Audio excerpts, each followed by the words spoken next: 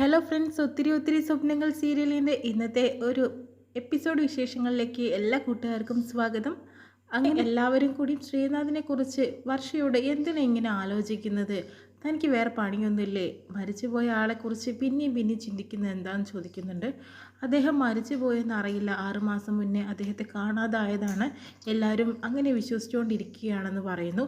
എന്നെങ്കിലും ഒരു ദിവസം ഈ 6 മാസത്തിനകത്ത് അദ്ദേഹം തിരിച്ചു വന്നാൽ താൻ വിവേകിനെ പിന്മാറുമെന്നൊക്കെ പറഞ്ഞിട്ടുണ്ടോ അയാളോടൊന്ന് ചോദിക്കുന്നുണ്ട്.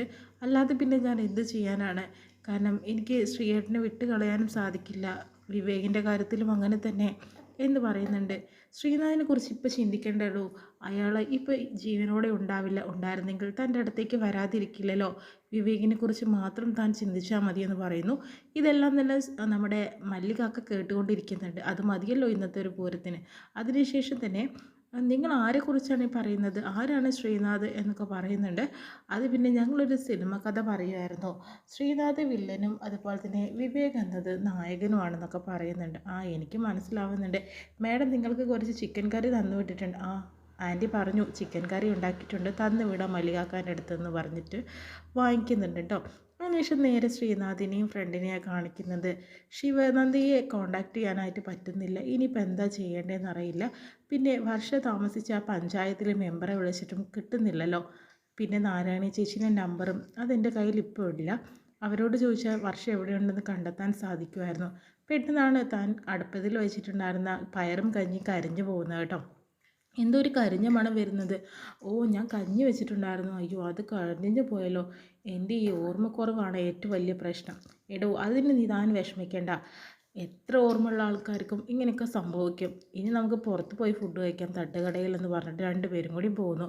ആ സമയത്ത് നമ്മുടെ അഭിവക്കീൽ അവിടെ ഉണ്ടായിരുന്നു കേട്ടോ. അഭിവക്കീലിന് ഭയങ്കര ഇഷ്ടമാണല്ലോ ഫുഡ് പുറത്തുനിന്നൊക്കെ കഴിക്കുന്നത്. അപ്പോഴത്തേനും താൻ തട്ടുദോശ കഴിച്ചുകൊണ്ടിരിക്കുകയാണ്. അപ്പോൾ ആ തട്ടുദോശ തരുന്ന സമയത്ത് അയാൾ ഒരു കരിഞ്ഞ ദോശ തരുന്നുണ്ട് കേട്ടോ. എങ്ങനെ ഒപ്പിച്ച് വെക്കാനുള്ള പരിപാടിയാണ് അവിടുത്തെ ആൾക്ക്. അങ്ങനെ താൻ എന്താണോ ഇങ്ങനെ കാണിക്കുന്നത്, കരിഞ്ഞ ദോശയാണോ തനിക്ക് തരുന്നത്, മുരിഞ്ഞ ദോശയല്ലേ തരാൻ പറഞ്ഞതെന്ന് പറയുന്നു. ഇവിടെ ഇതൊക്കെ തന്നെയുള്ളൂ, ഇത് കഴിക്കാൻ പറ്റുകയാണെങ്കിൽ കഴിച്ചാൽ മതി എന്ന് പറയുന്നുണ്ട്. ആ സമയത്ത് ശ്രീനാഥും ഫ്രണ്ടും കൂടി അപ്പുറത്തിരുന്ന് ഫുഡ് കഴിക്കുന്നുണ്ട് കേട്ടോ. അവർ സ്ഥിരം അവിടേക്ക് വരുന്ന ആളുകളായതുകൊണ്ട് തന്നെ അവിടുത്തെ ഫുഡിനെ കുറിച്ചൊക്കെ അവർക്കിപ്പോൾ മനസ്സിലാവുന്നുണ്ട്. അതിനുശേഷം തന്നെ തൻ്റെ ഈ അഹങ്കാര സംസാരത്തിനുണ്ടല്ലോ, തനിക്ക് ഞാനൊരു പാഠം പഠിപ്പിച്ച് തരാമെന്ന് പറയുന്നു. ഇതിന് ഞാൻ പൈസ തരില്ല എന്നും അഭി പറയുന്നുണ്ട്. ഇവിടെ പൈസ തരാതെ കുട്ടി ഇവിടുന്ന് പോകില്ല എന്നും അയാളും പറയുന്നുണ്ട്. ഞാൻ നോക്കട്ടെ എന്താ ചെയ്യാൻ പോകണമെന്ന്. അങ്ങനെ പോലീസിനെ വിളിക്കുന്നുണ്ട്. ആ സമയത്ത് തന്നെ പോലീസ് വരുന്നുണ്ട് കേട്ടോ. എന്താ പ്രശ്നം, ഇയാൾ ഈ ദോശ ഒന്ന് നോക്കിക്കേ, എന്താ ഒരു അവസ്ഥ എന്ന് പറയുന്നു. ഇനി മേലെ ഇങ്ങനെ ആവർത്തിക്കരുത്, ഈ കുട്ടി ഒരു കംപ്ലയിൻറ്റ് തന്നിട്ടുണ്ടെങ്കിൽ എൻ്റെ ഈ തട്ടുകട വരെ പൂട്ടിച്ച് കൊണ്ടുവരാൻ എനിക്ക് അറിയാമെന്ന് പറയുന്നുണ്ട്. ഈ കുട്ടി കള്ളം പറയുകയാണ്, ഇങ്ങനെയൊന്നും ഇവിടെ സംഭവിച്ചിട്ടില്ല, ഞാനൊന്നും പറഞ്ഞിട്ടില്ല എന്ന് പറയുന്നു. ശ്രീനാഥ് അതിൽ ഇടപെടുന്നുണ്ട്. ഇവിടെ സ്ഥിരം ഇങ്ങനെ തന്നെയാണ്, ഇവർക്ക് പൈസ മാത്രം മതി, ഫുഡിനെ കുറിച്ച് യാതൊരു ചിന്തയില്ല, വല്ലവരും വന്ന് വല്ലതും കഴിച്ചിട്ട് പൊക്കോട്ടെ എന്നുള്ള പതിവാണ്. ഈ കുട്ടി പറഞ്ഞത് വളരെ ശരിയാണെന്ന് പറയുന്നുണ്ട്. അതിനുശേഷം തന്നെ ഈ ഒരു കംപ്ലയിൻറ്റ് തായോ എന്ന് പറയുമ്പോൾ വേണ്ട, ഇയാൾക്കും ജീവിച്ച് പോകണ്ടേ, പക്ഷേ ഫുഡിൽ കുറച്ച് കാര്യങ്ങളൊക്കെ ശ്രദ്ധിച്ചാൽ മതി എന്ന് പറയുന്നുണ്ട് കേട്ടോ. അതിനുശേഷം തന്നെ അഭിയാണെങ്കിലോ ശ്രീനാഥിനോട് താങ്ക്സ് പറയുന്നുണ്ട് കേട്ടോ. ഒരുപാട് നന്ദിയുണ്ടെന്ന് പറയുന്നുണ്ട്. ഞാനൊരു വക്കീലാണെന്ന് പറയുന്നുണ്ട്. എന്നിട്ടാണോ വക്കീൽ ഇങ്ങനത്തെ കാര്യത്തിലൊക്കെ ഒരു സ്ട്രിക്റ്റായിട്ടുള്ള നടപടി സ്വീകരിക്കാമെന്ന് കേസ് കൊടുക്കാഞ്ഞത്? അതുമാത്രമല്ല, എൻ്റെ ഫ്രണ്ട്സ് എൻ്റെ കൂടെ ഉണ്ടായിരുന്നെങ്കിൽ ഞാൻ എല്ലാത്തിനും റെഡി ആയിരുന്നേനെ. ഇപ്പം ഞാൻ ഒറ്റയ്ക്കല്ലേ ഉള്ളൂ, ഇപ്പോൾ ഒരാത്തുനിന്ന് രാത്രിയും എനിക്ക് വീടെത്തേണ്ടതുണ്ട്, അതൊക്കെ തന്നെയാണ് കാരണവും എന്ന് പറയുന്നുണ്ട്. പിന്നെ ശ്രീനാഥ് ചോദിക്കുന്നുണ്ട്, താനിവിടെ നിന്ന് ഒറ്റയ്ക്കാണോ പോകുന്നത്, എൻ്റെ വീട് എവിടെയാണെന്ന് ചോദിക്കുമ്പോൾ സ്ഥലപ്പേര് പറഞ്ഞു കൊടുക്കുന്നുണ്ട്. ഞങ്ങളും ആ സ്ഥലത്തേക്ക് തന്നെയാണ്, വേണമെങ്കിൽ ഞങ്ങൾ പേടിയില്ലെങ്കിൽ ഞങ്ങൾ ഡ്രോപ്പ് ചെയ്യാൻ തന്നെ എന്ന് പറയുന്നുണ്ട്. നമ്മൾ ഒരേ വൈബായതുകൊണ്ട് തന്നെ എനിക്ക് തങ്ങളെ പേടിയില്ല, നമുക്ക് ഒരുമിച്ച് പോകാമെന്ന് പറഞ്ഞിട്ട് ശ്രീനാഥിൻ്റെ കൂടെ പോകുന്നു കേട്ടോ. പിന്നെയാണെങ്കിലോ വർഷയാണെങ്കിലോ വിവേകിനെ വിളിച്ചുകൊണ്ട് സംസാരിക്കുന്നുണ്ട്. ഞാൻ ബോട്ടിൽ വെച്ച് സംസാരിച്ചതൊക്കെ എന്നോട് ക്ഷമിക്കണം, ആ സമയത്ത് അങ്ങനെയൊക്കെ പറ്റിപ്പോയതാണെന്ന് പറയുന്നു. അതൊന്നും ഞാൻ അത്ര സീരിയസ് ആയിട്ട് എടുത്തില്ല, തൻ്റെ ഭാഗത്തുനിന്ന് ആ മറുപടി തന്നെ ഞാൻ പ്രതീക്ഷിച്ച്. 6 മാസമായിട്ടുള്ള ഈ കാര്യങ്ങളൊക്കെ കഴിഞ്ഞിട്ട് തനിക്കതിൽ പൊരുത്തപ്പെടാൻ കുറച്ച് സമയം വേണം, ഞാനൊരു 6 മാസം കൂടി സമയം തന്നിട്ടുണ്ടല്ലോ, നോക്കാം നമുക്കെന്ന് പറയുന്നുണ്ട് കേട്ടോ. ഇനീഷ് പെട്ടെന്ന് തന്നെ അഭി അങ്ങോട്ട് കാറിൽ വന്ന് ഇറങ്ങുന്നുണ്ട്. ആ സമയത്ത് അതിനകത്തിരിക്കുന്ന ആളെ കാണുന്നില്ല. ഞാൻ പിന്നെ വിളിച്ചാൽ മതിയോ? പിന്നെ വേറൊരു കാര്യമുണ്ട്, ശ്രീയേട്ടനെ കുറിച്ച് സംസാരിക്കുന്നത് മല്ലികാക്ക കേട്ടിട്ടുണ്ട്, ഇനിയിപ്പോൾ എന്താ സംഭവിക്കാൻ പോകുമെന്ന് അറിയില്ല, അത് വലിയ പ്രശ്നമാണല്ലോ, മമ്മിയോട് ചെന്ന് പറയും, ഞാൻ എന്തായാലും ആ പ്രശ്നം സോൾവ് ചെയ്യാൻ പറ്റും നോക്കട്ടെ എന്ന് പറഞ്ഞ് വിവേക് ഫോൺ കട്ട് ചെയ്യുന്നു. അബി ആരെ അവിടെ കൊണ്ടാക്കിയെന്ന് അറിയില്ല. വർഷം ഇങ്ങനെ ശ്രദ്ധിക്കുന്നുണ്ട് കേട്ടോ. ആ സമയത്താണ് അയാളുടെ മുഖമൊന്നും കാണുന്നില്ല. വന്നു ഒരു ചായ കുടിച്ചിട്ട് പോകും, എൻ്റെ ഫ്രണ്ട്സിനെയും പരിചയപ്പെടുത്താം. ഒരു ചായ കുടിക്കേണ്ട കാര്യമൊക്കെ ഉണ്ടായിരുന്നു, തട്ടുകടയിൽ വെച്ചൊരു പതിവുള്ളതാണ്. പക്ഷെ അതൊന്നും സാധിച്ചില്ല. പക്ഷേ ഇപ്പോൾ വരുന്നില്ല, പിന്നെ ഒരു ദിവസം ആവാൻ വക്കില്ലേ എന്ന് പറയുന്നുണ്ട്. എന്നാൽ പിന്നെ നമുക്ക് പിന്നെ കാണാമെന്ന് പറഞ്ഞിട്ട് അവർ തിരിച്ചു പോകുന്നു കേട്ടോ. പിന്നീട് കാണിക്കുന്നത് നമ്മുടെ വിവേകിനെയും വസുന്ധരയും ധനപാലനത്തിനെയും കേട്ടോ.